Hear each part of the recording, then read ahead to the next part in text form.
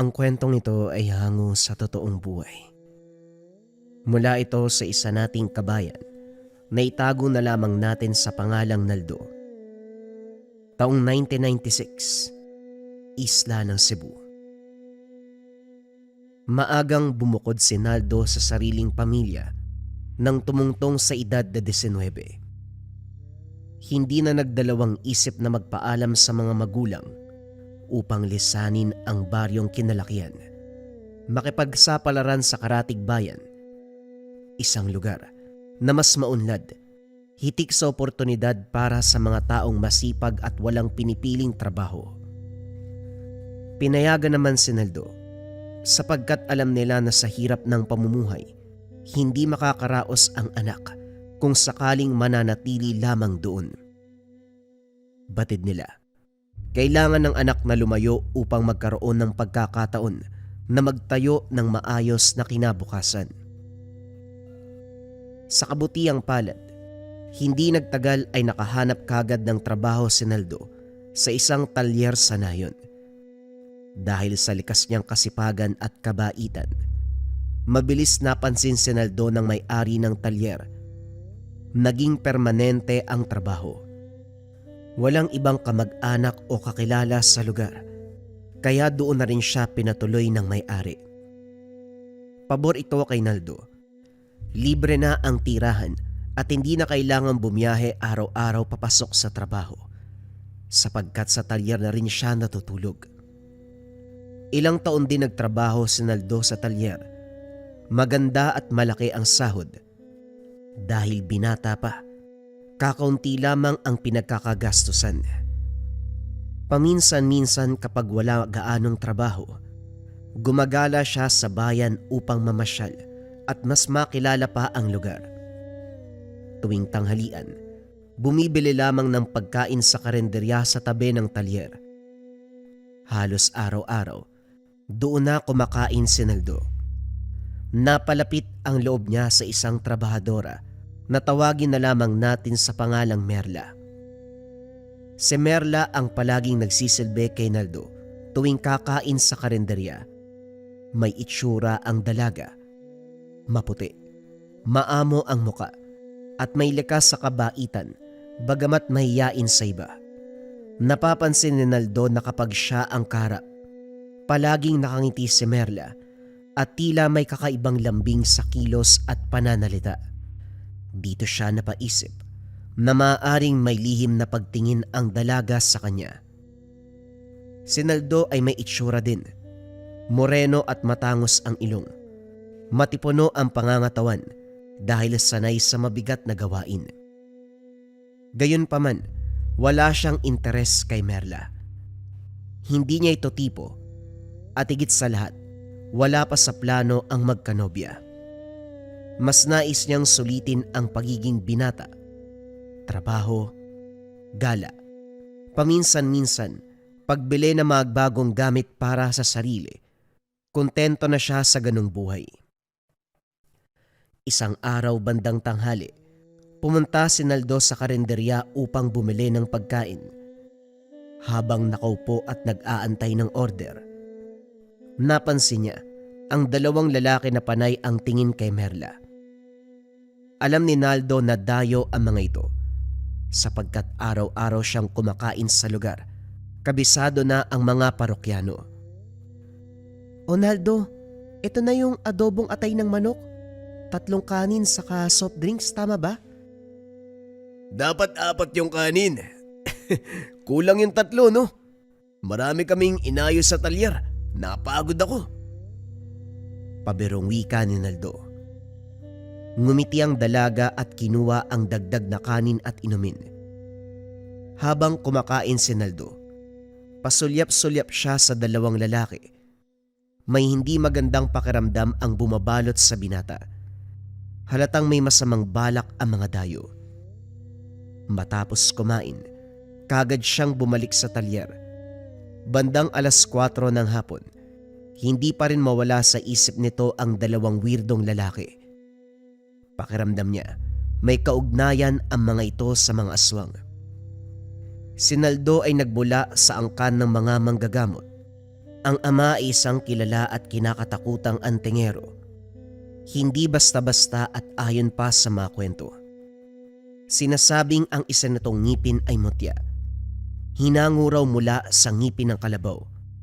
At sa loob ng katawan nito, nakabaon ang marami pang batong mutya na pinagmumula ng pambihirang lakas. Bago pa man kinilala bilang manggagamot ang ama ni Naldo, isa itong kapgo. Biyasa sa mga lihim ng daigdig na hindi nakikita. Hindi lamang sa pisikal na susukat ang kapangyarihan, marami na itong napatumba. Mga mambabarang na ginigilitan ng leeg sa tindi ng kalamang espiritual at lakas na nagmumula sa sinaunang paniniwala. Nang makapagtapos si Naldo sa elementarya, hindi na nagpatuloy sa pag-aaral.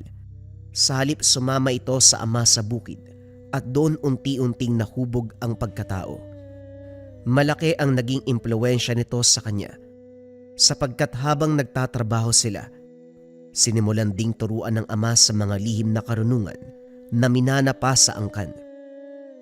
Sa edad na 19, taglay na ni Naldo ang mga orasyon na nakaukit sa katawan. May mutya ng kidlat, iba't ibang baon ng mutya na nasa kanyang katawan, may kabal, at kung ano-ano pang anting-anting na may kapangyarihan. Pisikal na lakas ang higit na pinagtuunan ni Naldo ng panahon noong kasama pa ang ama. At bago pa man sila magkahiwalay ng landas, naipasa ng ama ang halos lahat ng kaalaman.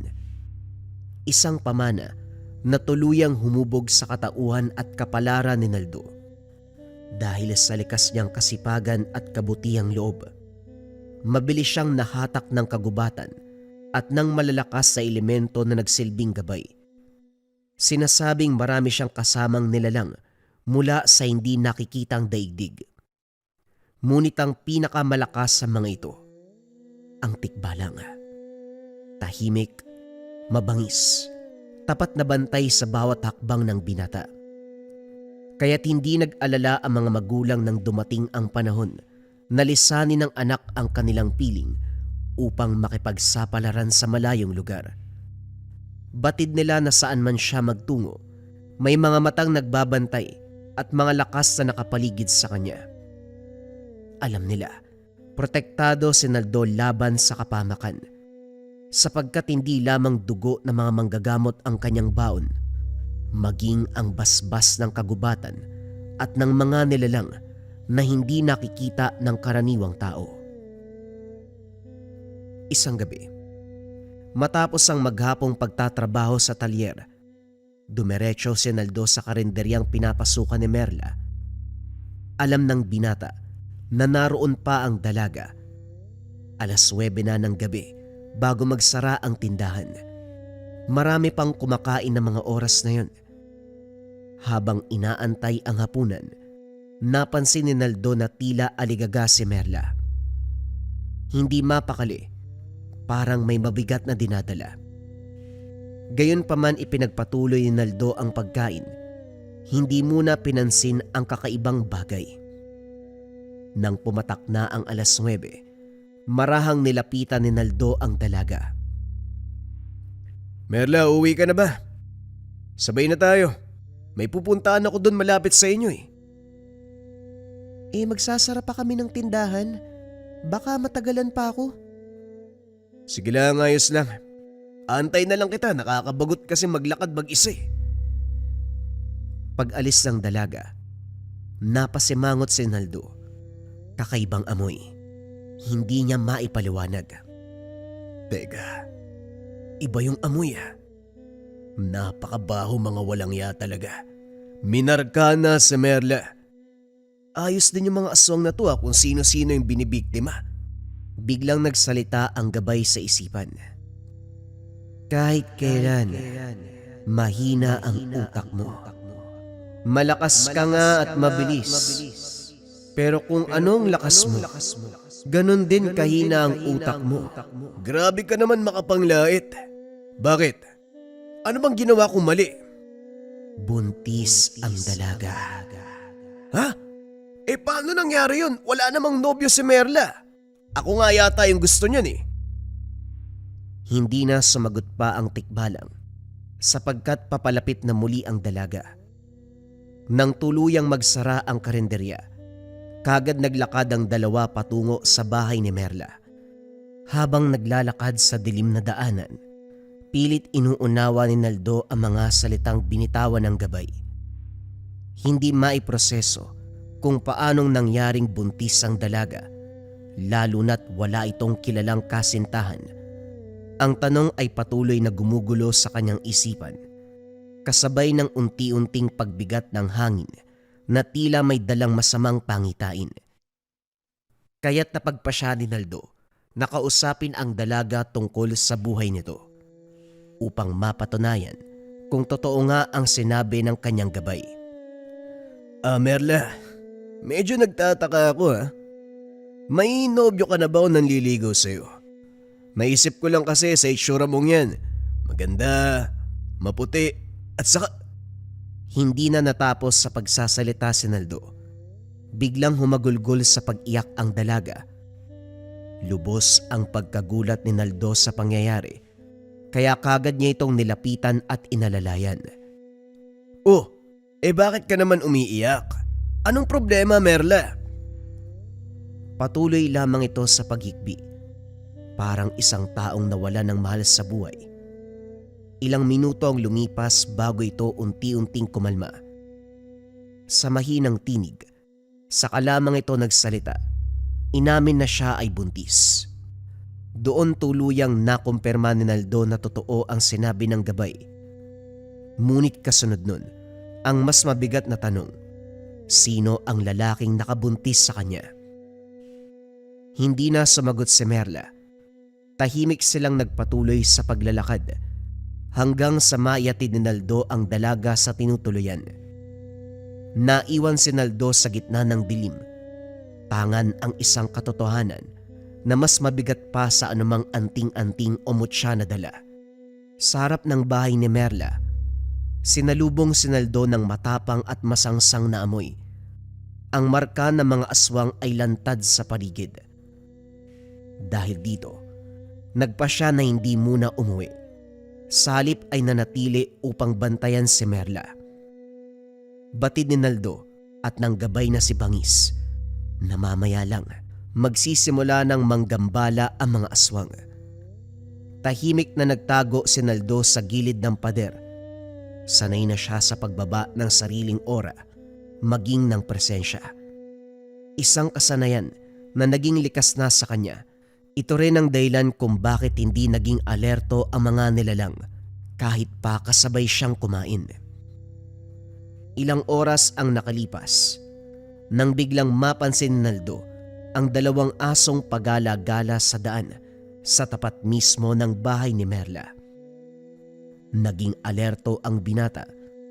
Sa unang tingin karaniwan lamang ang mga ito na tila ba may hinahanap at paikot-ikot. Sumisingot sa bakod bago muling maglakad.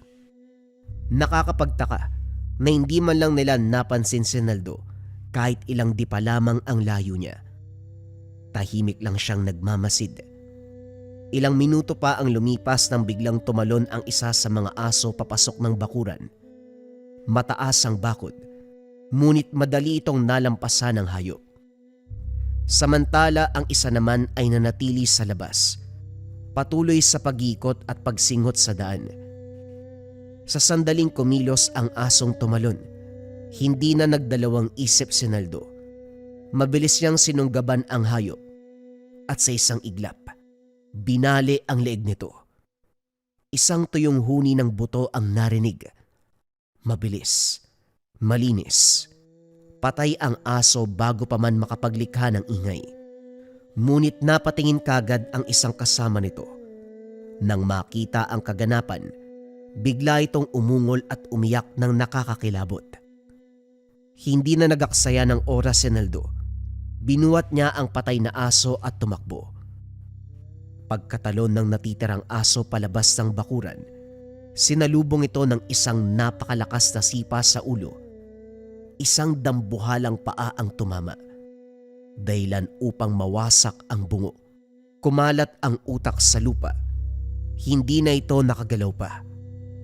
Grabe ka naman, bangis, talagang dinurog mo talaga ha?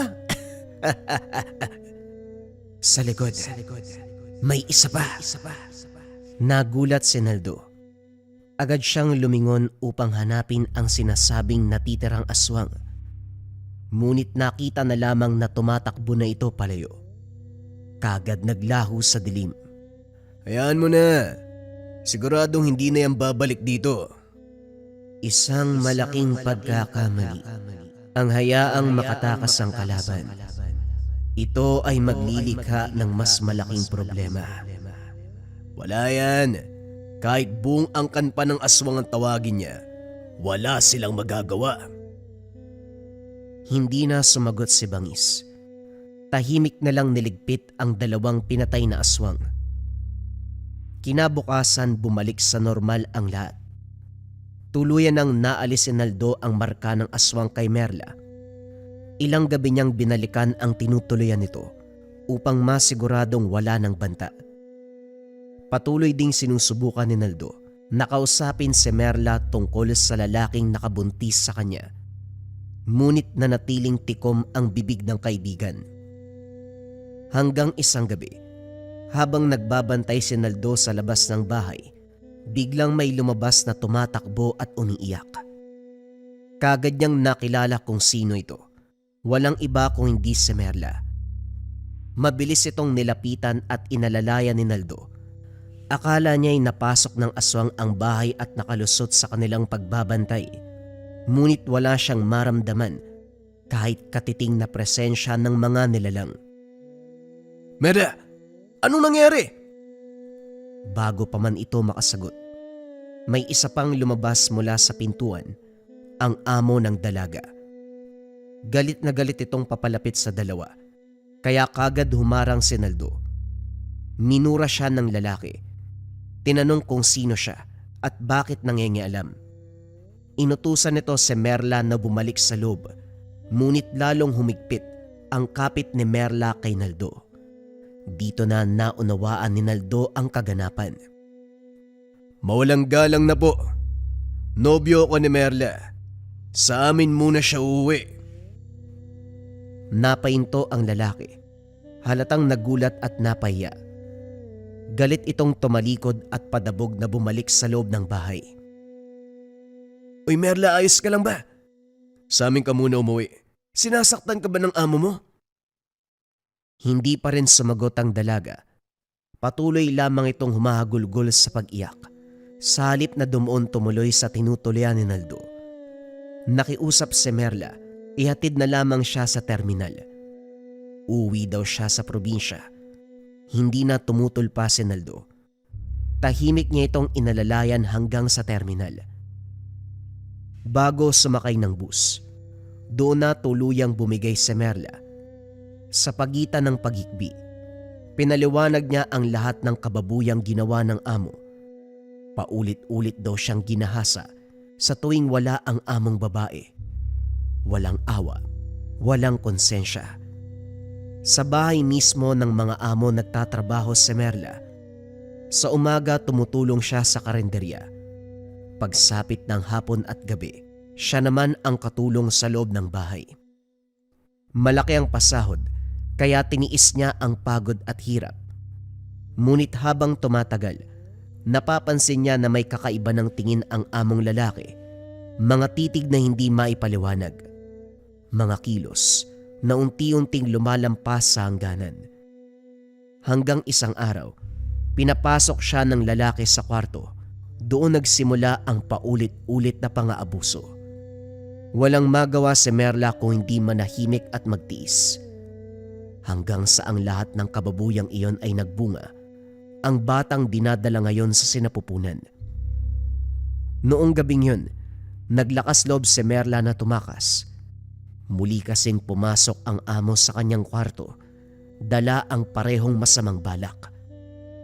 Sa takot at depresyon, tumakbo siya palabas ng bahay. Ito ang gabi na nakita siya ni Naldo. 3 buwan nang buntis si Merla. Nitong nakaraang linggo lamang nalaman ang kalagayan nang mapansin ito ng isang matandang kapitbahay. Diretsang sinabi na siya ay nagdadalang tao. At kinabukasan nun, Maagang nagtungo si Merla sa klinika upang magpatingin at tuluyang nakumpirma. Positibo ang resulta. Isa pa sa mga matinding kinakatakutan ni Merla, ang gabi-gabing pagkaluskos sa labas ng bintana. Dahil galing siya sa isang liblib na baryo, malalim ang paniniwala sa mga aswang. Kaya nagpa siya na umuwi muna ng probinsya. Umaasang doon, magiging ligtas siya, malayo sa bangungot na sinapit. Halos sumabog ang ulo ni Naldo sa gulat at galit nang marinig ang lahat. Hindi niya naisip na ganun kalalim ang sugat na dinadala ni Merla, pisikal man o emosyonal. Kaya minabuti na lamang pauwiin ang dalaga sa kanilang lugar upang tuluyan na itong makalayo sa masalimuot na karanasan na sinapit sa pakikipagsapalaran sa syudad. Matapos mayatid si Merla sa sasakyan, kaagad namang umuwi si Naldo sa talyer upang magpahinga. Kinabukasan ipinagpatuloy ang araw-araw na buhay na para bang walang nangyari. Ngunit makalipas ang ilang araw, unti-unting napansin ng mga katrabaho, maging ng amo, na tila may mali kay Naldo. Nangihina ang kanyang katawan, mabilis mapagod at parang unti-unting nauubos ang lakas. Nagtataka si Naldo. Wala naman siyang nararamdamang kakaibang sakit o namang senyales ng karamdaman. Kinagabihan, nagdasal siya, nagkarga ng orasyon, tinawag ang gabay.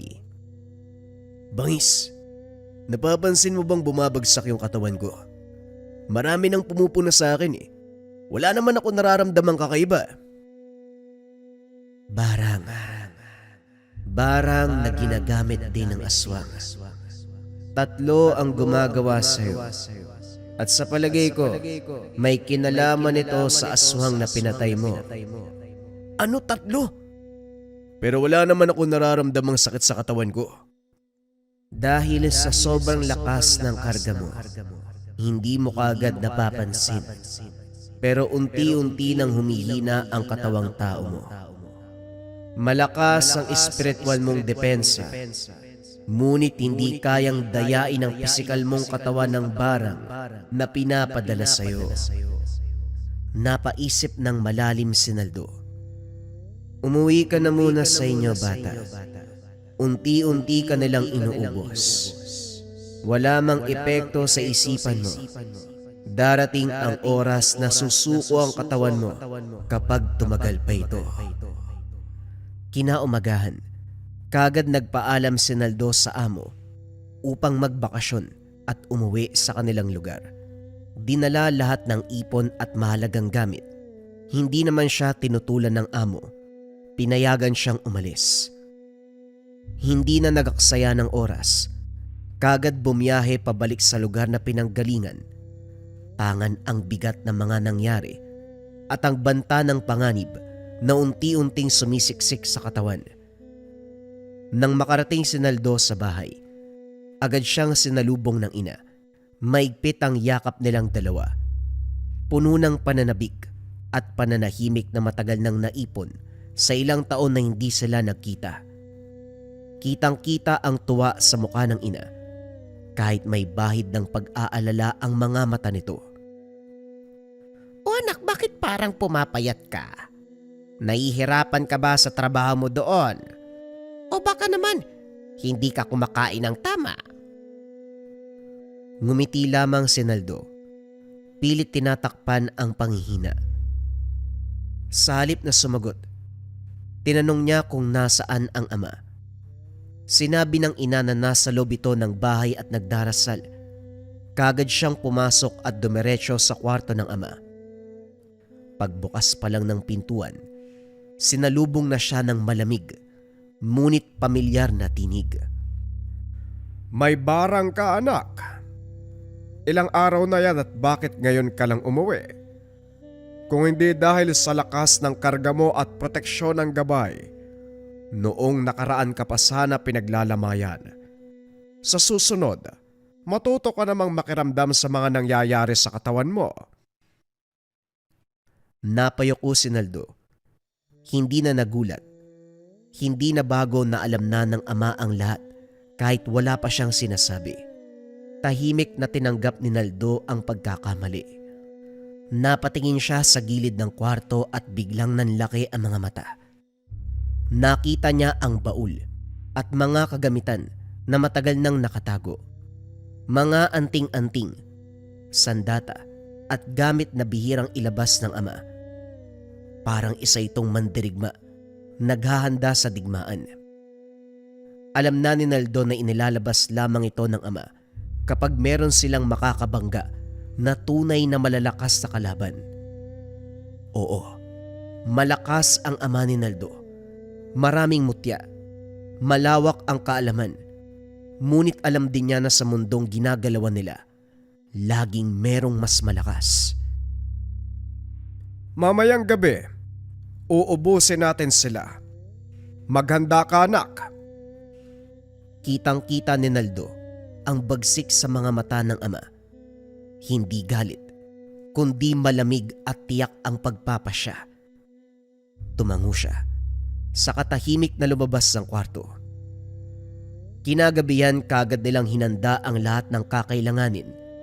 Maliwanag ang buwan, tila saksi sa mangyayaring repuelta. Bago simula ng ama ang ritual, pinaupo niya si Naldo sa harapan sa loob ng kwarto. Maraming kandila ang sinindihan. Kinuha ng ama ang itim na aklat na matagal nang nakapatong sa higaan. May mga sinambit itong kataga. Ngayon lamang narinig ni Naldo sa buong buhay niya. Alam niya ang mga salitang yun. Hindi basta-basta. Ginagamit lamang ng mga taong may malalim na kaalaman sa lihim na karunungan ng kaliwa.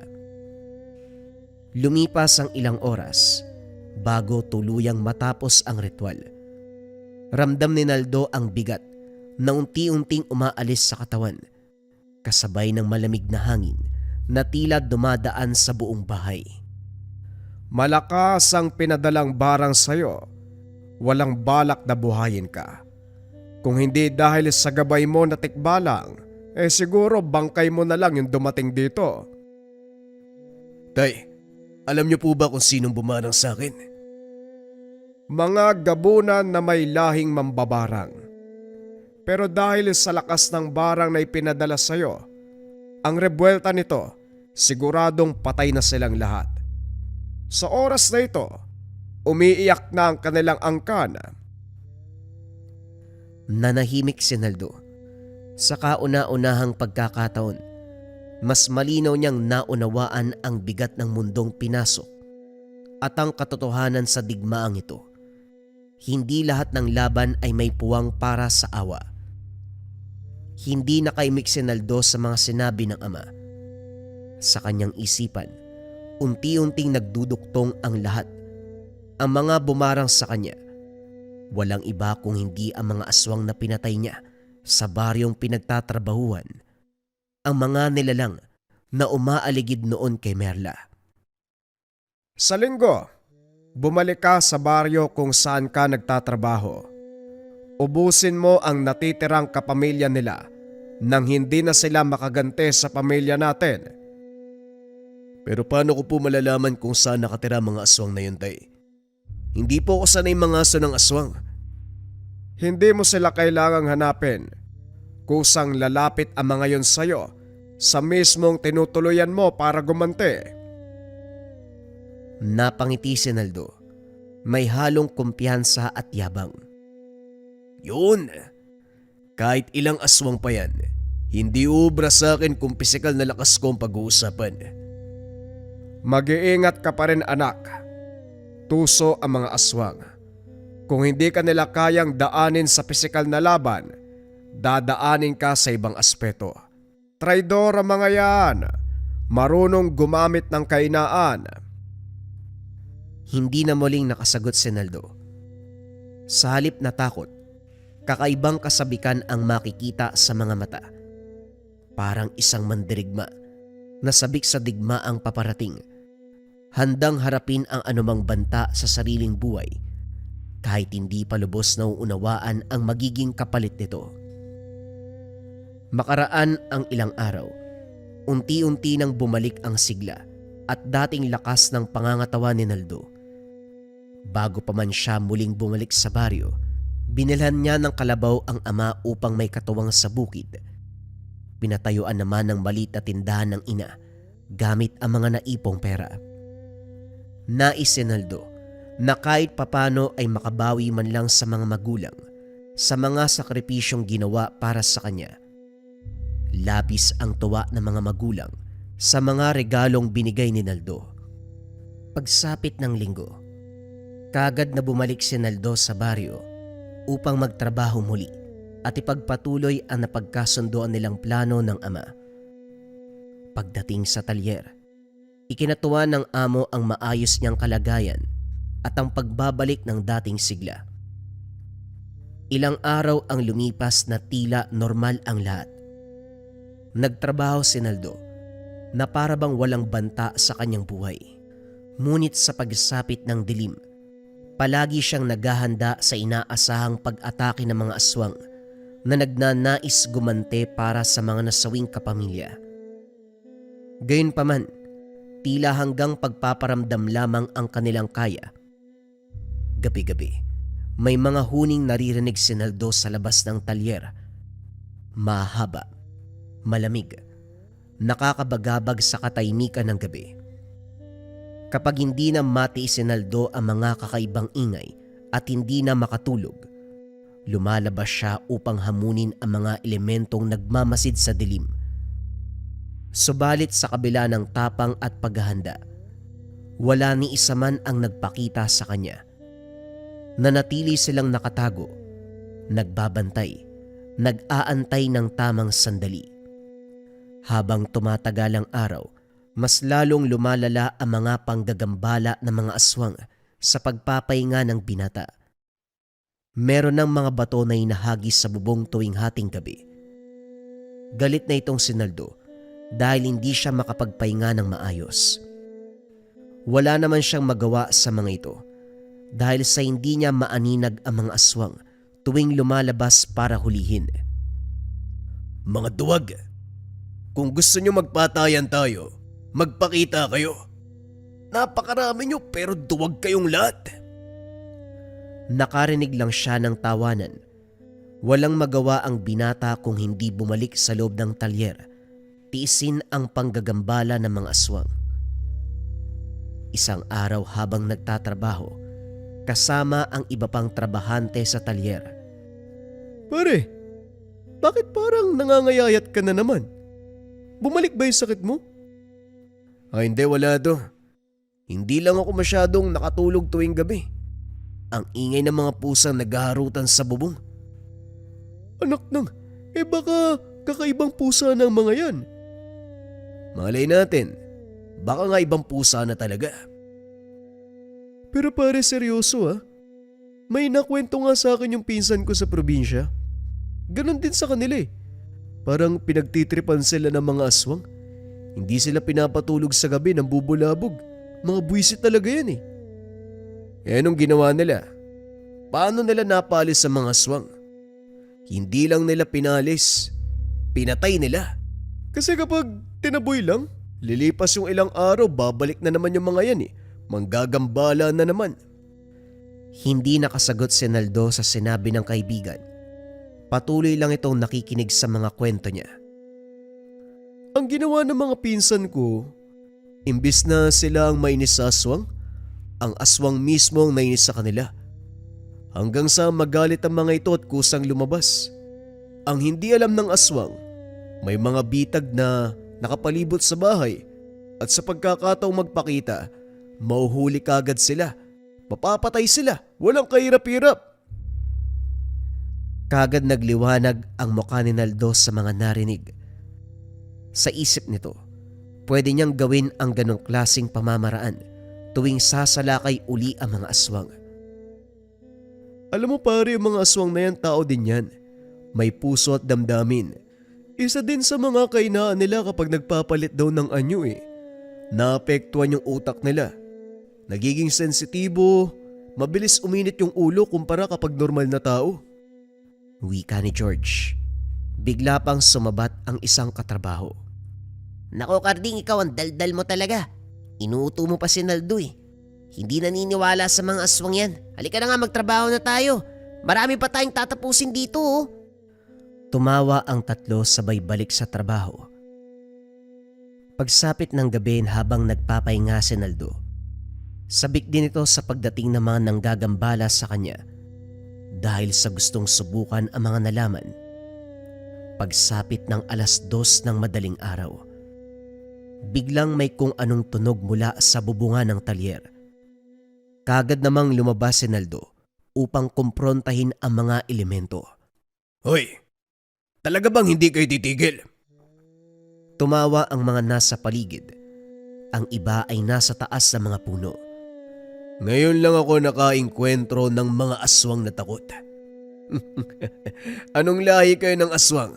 Parang kayo yung pinakamababang uri. Mga duwag. Muling may tumawa sa kapaligiran ni Naldo. Pinilit na pag-aralan ng maigi kung saan nanggagaling ang mga tunog. Nakakaya naman kayo. Hanggang tingin at pagmamasid lang ang kaya nyo. Hindi lang ba kayo naiya sa mga kapamilya nyong namatay? Akala ko ba ipaghihiganti nyo sila? Biglang may umangil at sumugod sa likod ng binata. Ngunit hindi pa man nakakalapit ang nilalang. Handa na ang binata sa mangyayari. Sinalubong ng aswang ang kamaon ni Naldo. Sapul ang muka at natumba ang aswang. Kagad namang tinapakan ni Naldo ang ulo nito. Umangil ang mga nilalang sa paligid. Ang iba ay umiyak pa. Oh, bakit parang iyak na naririnig ko? Kaninang lalakas ang tawanan nyo ah. Sa huling salita na binigkas ng binata, sabay na tinapakan ng mariin ang ulo ng hawak na aswang. Wasak ang ulo. Nagkalat ang mga dugo at laman. Tumahimik ang kapaligiran ng ilang segundo. Sabay na nagsiangilan, nag-iyakan ang nakapalibot. Sobrang sakit sa pandinig ni Naldo ang mga huni na maririnig. Biglang may 2 aswang na bumulusok sa harapan. Ang isa ay payat. Kahit nasaan yung aswang, kitang-kita niya ang peklat nito sa muka na parabang tinaga ito. Yung isa naman ay malaki ang katawan. Nakatayo lang ito sa harapan niya. Tinitigan lang ni Naldo ang mga ito at nakiramdam. Pagsisisihan mong pagpaslang sa kapatid namin, sa nanay ko at sa iba pa naming kapamilya. Buhay ang kinuha mo, kaya yan din ang kukunin namin. At saka... Hindi pa natatapos sa pagsasalita ang aswang. Nasa harapan niya na si Naldo. Binigwasan ng suntok sa muka. Bago pa ito muling makatayo, bumuelo na naman si Naldo ng takbo patungo dito. Kaso biglang nag-anyong pusa. Umangil ng malakas, kasabay ng mga iyakan sa paligid at biglang nawala sa dilim. Doon natapos ang unang gabi ng pagharap. Kinaumagahan habang abala sa pagtatrabaho sa talyer, may 2 lalaking dumating at tumingi ng tulong. Tumirik daw ang sinasakyang motorsiklo at kailangan ng agarang responde. Si George at Naldo ang kinikilala na pinakamahusay sa pagkukumpuni ng mga sirang motor, kaya sila ang inatasang pumunta. Walang pagdadalawang isip. Umalis ang 2 dala ang iilang kasangkapan. Pagdating sa lugar, kagad nilang sinuri ang motorsiklo. Masuring hinanap ang sanhi ng pagtirik. Hindi nagtagal ay natukoy din ang problema. Ngunit kapos ang dala nilang gamit upang maayos. Nagpasya si Naldo. Bumalik muna sa talyer upang kunin ang kinakailangang kagamitan. Ngunit bago pa man siya tuluyang umalis, biglang nagsalita si George. Pare, ako na lang yung babalik. May nakalimutan din akong kunin eh. Tumango si Naldo. Nagsende ng sigarilyo habang inaantay ang kaibigan. Mami, pwede bang makisindi? Paglingon ni Naldo sa lalaki, napansin ang peklat sa mukha nito. Eksaktong kahawig ng sugat nang nakita sa aswang nung gabi. Kung hindi ka namin madadaan sa laban ng mga aswang, dadaanin ka namin bilang tao. Biglang bumulwak ang dugo sa tagiliran ni Naldo. Nang mapatingin siya, nakita niya ang malaking lalaki na nakahawak sa kutsilyo, nakatutok sa kanyang tagiliran. Bumuelo pa ito ng isa pang saksak, pero mabilis nasalag ni Naldo ang kamay. Sa isang iglap tumilapon ang malaking lalaki. Tumalsik ng napakalakas. Wari sinipa ng isang dambuhalang nilalang na hindi man lang nakita ni Naldo. Salamat. Maraming salamat, kaibigan. Wika ni Naldo sa gabay na tikbalang. Sa laki ng pinsala ng saksak sa katawan, tumumba ito sa lupa habang hawak ang tagiliran. Tapos ka na ngayon. Pagtingin ni Naldo sa payat na lalaki, merong hawak na kutsilyo, sabay takbo ng mabilis patungo sa kanya. Bago pa man ito makalapit, sinalubong ito ng taga. Tinamaan ang aswang, nagpalit ng anyo at dali-daling umalis sa lugar. Mga walang ya. Ano pare, ayos ka lang ba? Kagad lumapit si George kay Naldo. Kitang-kita ang dugo na patuloy na umaagos. Agad siyang nataranta. Walang patid na humingi ng tulong upang madala sa ospital.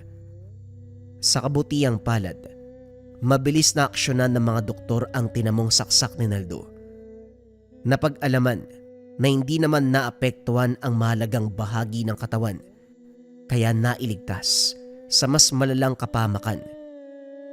Ilang araw na natili si Naldo sa ospital.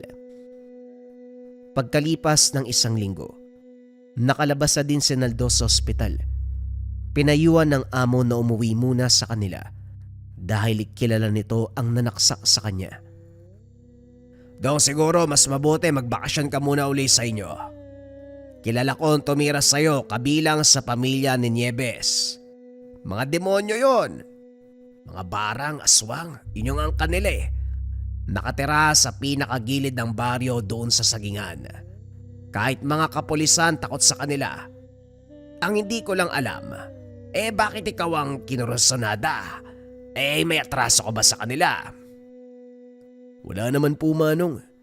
Hindi ko nga po alam kung bakit bigla akong sinaksak eh. Pansin ko sa bugyata yun. Baka napagtripan lang nila ako.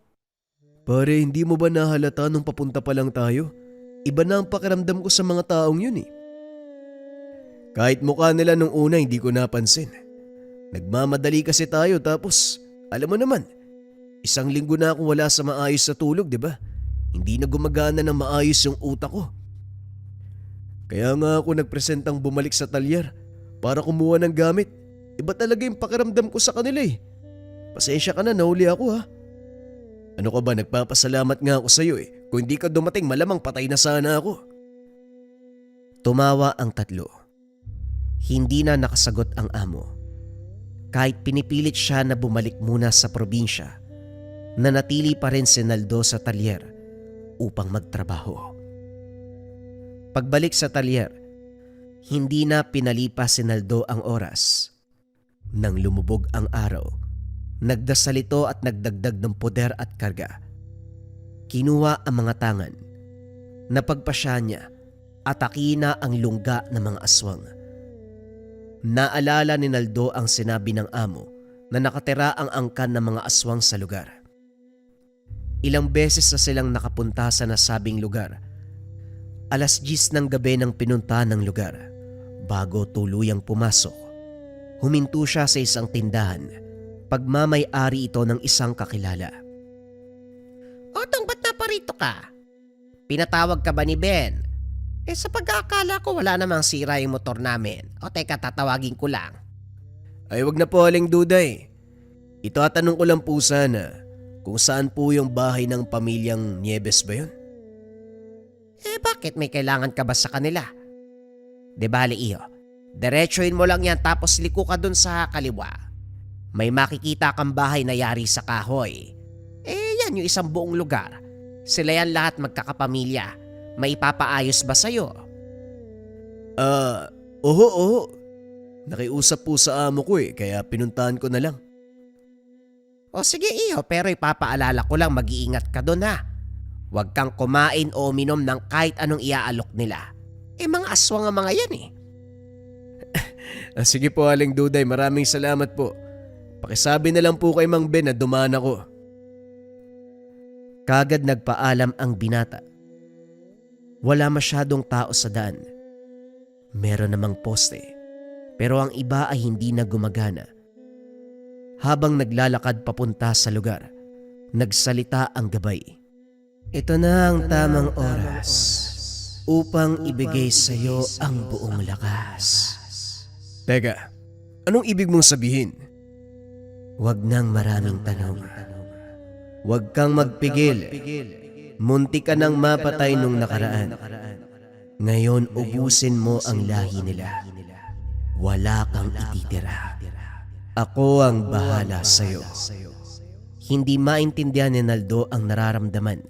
Nagkaroon ng kakaibang puwersa. Nasabik sa digmaan. Halo-halo ang nararamdaman niya. Takot at pagkasabik. Gustong gantihan ang mga tusong aswang. Ilang minuto pa bago makarating sa lugar ng mga aswang, may nakasalubong itong isang binata. Noong papalapit na sa isa't isa, nagkatitigan ng dalawa. Habang naglalakad, nakumpirma ni Naldo na galing ito sa bahay ng mga aswang. Noong nagbanggaan ng dalawa, agad siyang nilikuran ni Naldo sabay bali sa leeg. Binunot ang punyal, sinaksak sa tagiliran ng ilang beses, sabay tapon sa gilid ng daan. Kagad nagpatuloy si Naldo patungo sa lungga ng mga aswang. Pagdating sa loob, napansin ni Naldo, maraming tao. Doon niya napagtanto na may patay sa lugar. Ngumiti ang binata sabay sipa sa bakod. Lahat ng tao ay nagulat at biglang napatingin sa kanya. Nakumpirma ng binata, aswang ang lahat ng naroon. Nakita niya din ang dalawang lalaki na nakainkwentro nung nakaraan. Gulat ang dalawa kay Naldo. May naglakad mula sa pintuan ng bahay, palabas patungo kay Naldo. Isang makisig na lalaki. Masyado kang matapang iho. Bakit ka nang gugulo? Nanggugulo. Huwag ka nang magmaang-maangan, halimaw. Ikaw ba ang gabunan dito? Hinahamon kita sa isang duelo. Anong kabaliwan ang sinasabi mo? Biglang lumapit ang lalaki may peklat sa kausap niya. May binulong. Dito biglang nag-iba ang timpla ng mukha ng gabunan. Magbabayad ka. Ikaw ang pumaslang sa pamangkin at asawa ko. Nagpalit ito ng anyo. Lahat ng mga tao sa lugar ay nagpalit na ng itsura. Papatayin kita. Hindi ka makakalabas ng buhay dito. Sumugod na ang gabunan kay Naldo. Nagbuno ang dalawa at ang ibang aswang ay nanonood lang sa kanila. Umaangil, tumatawa. Walang tigil ang pagkalmot ng gabunan na para bang baliw at sabik na patayin si Naldo. Ngunit sa hindi maipaliwanag na dahilan, kahit isang sugat wala si Naldo. Bumuelo ng napakalakas ang binata, sabay suntok sa tagiliran ng gabunan. Napangiwi ito, sabay atras ngunit hindi nagpatalo. Gumante ng suntok, hanggang sa biglang sumulpot ang payat na aswang na may peklat sa muka. Inatake si Naldo mula sa likod, bumuelo ng napakalakas na kalmot. Kaso nga lang nagulat ang lahat dahil hindi tinatabla ng binata. Kagad namang inihipan ni Naldo ang kaliwang kamay. Binigwasan ng napakalakas sa suntok ang isang aswang. Sumabog ang ulo nito dahil sa lakas ng puwersa. Tumahimik ang lahat sa nangyari. Hindi uubra mga ginagawa nyo, mga ulupong! Umangil ng napakalakas ang gabunan. Muling umatake. Sa pagkakataong ito, naramdaman ng binata ang hapdi mula sa kalmot ng gabunan. Napaiga sa lupa ang binata dahil sa lakas ng puwersang binibitawan nito. Sa bandang kaliwa. Tignan mo. Mabilis na lumingon si Naldo sa kaliwang bahagi. Doon niya nakita ang tatlong bruha. Lahat sila ay sabay-sabay na nag-uusal. Binabasag nila ang kabal mo. Maganda ka. Ako na ang bahala sa mga yun. Basta wag mong hayaan na matamaan ang importanteng bahagi ng iyong katawan. Kapag nangyari yon ay mamamatay ka. Tumango naman si Naldo. Inubos ng binata ang lahat ng puwersa upang hindi mapuruhan. Saktong pagtingin nito sa mga bruha, kitang-kita kung paanong patayin ng gabay. Lahat sila ay tinapakan ng muka. Pagkatapos, naramdaman niya na muling sumanib sa katawan ng gabay. Hindi na sinayang ang pagkakataon. Nag-usal ng mga orasyon, nagbitaw ng napakalakas sa suntok patungo sa mukha ng gabunan. Hindi man sumabog ang ulo nito. Napangiwi, kitang-kita ang pamumula ng muka. Napatigil ito sa pag-atake kay Naldo dahil sa sakit ng pinsala. Mabilis namang binunot ni Naldo ang kutsilyo sa tagiliran, sabay saksak sa leg ng gabunan. Dito na natumba ang nilalang habang hawak ang leeg. Bago pa matuluyan ang gabunan, sabay-sabay na sumugod ang lahat ng aswang.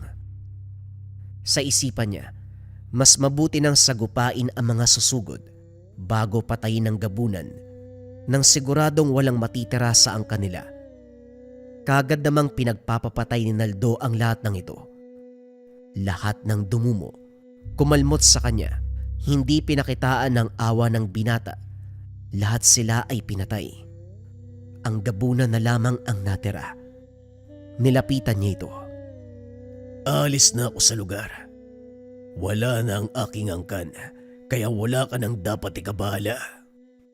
Ayos ka rin ah. Wala na ang buong angkan mo pero gusto mo pa rin mabuhay. Kayong mga aswang, sarili nyo lang ang iniisip nyo. Tinapakan nito ang ulo ng gabunan. Malakas na halinghing ng kabayo ang pumalahaw sa lugar. Nadurog ang ulo ng gabunan. Kinabukasan balik sa normal ang buhay ni Naldo na para bang walang nangyari. Wala nang nagparamdam sa kanya. Wala nang nanggambala. Payapa na muli ang pagtulog sa gabi. Mabilis na lumipas ang maraming taon. Nakahanap ito ng asawa sa lugar. Nagpa siya ang dalawa na umuwi sa probinsya ni Naldo at doon na lamang manatili. Ginamit nila ang naipong pera upang mapalawak ang saka ng ama. Namuhay sila ng payapa, malapit sa kalikasan. Tinanggap niya ang lahat ng gamit ng ama. Sa tuwing may oras, tumutulong siya para manggamot sa mga kababaryo. Mas pinili ni Naldo ang tahimik na buhay ng kalikasan kaysa maging mayaman sa syudad. Ito man ang nais niya nang unang umalis sa lugar. Mas nangibabaw pa rin sa kanya ang simpleng pamumuhay. Ang buong pusong pagtanggap sa lahat ng gamit ng kanyang ama bilang isang malakas na antingero at manggagamot. Naway nagustuhan ninyo ang istorya ng isang tao na may malakas na pisikal na katangian at merong ding gabay na tikbalang. Naospital yung mangkukulam matapos magsuot ng kabayan natin ng marahuyo bracelet. Sobrang bilis ng epekto ng marahuyo sa kabayan natin kasi matagal na daw silang ginagambala ng mangkukulam na yun. Sa mga pagsuot, nagrebuelta kaagad yung gamit. Naospital yung mangkukulam. Isa yan sa pinaka-trending na patotoo ng marahuyo bracelets natin, kabayan. Marami pa yan. Marami tayong kabayan na natulungan. Payapa na yung pagtulog nila sa gabi. Madalas kasi doon sila ginagambala. Nagigising ng alanganing oras, may mga nakikitang shadows, anino. Yung iba meron pang pangangati. Matapos masuot yung marahuyo, nawala lahat yon, kabayan. Kasi ang marahuyo natin depende sa espiritual. Kontrakulam, barang, tigalpo, palipadangin, usog, o kahit anong masamang uri ng sumpa. Lagi nyo rin tatandaan, mga kabayan, ang nagpatrend sa marahuyo, rebuelta or sumbalik. Kung naman yung sumpa na ibinigay sa inyo, ibabalik doon sa taong nagbigay. Kung interesado ka sa Marahuyo Kabayan, check mo yung yellow basket sa baba or visit mo lang yung shop ng Lika Merchandise. Mag-ingat sa mga scammers.